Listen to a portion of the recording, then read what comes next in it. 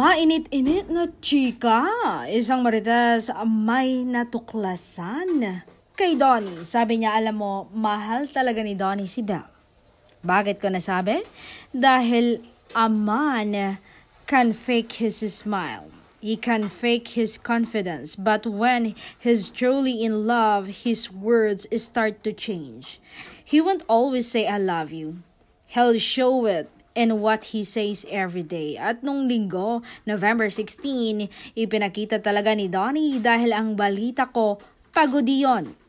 Galing taping. Pagod si aktor, nagtrabaho, pumunta ng Tally lunch to support his girl, tapos nagpa-black screening pa ng meet greet and buy. Diba? Because a man in love doesn't speak to impress. He speaks to reassure, to protect, and to connect. Because real love doesn't shout it. Shoot through consistent words and actions.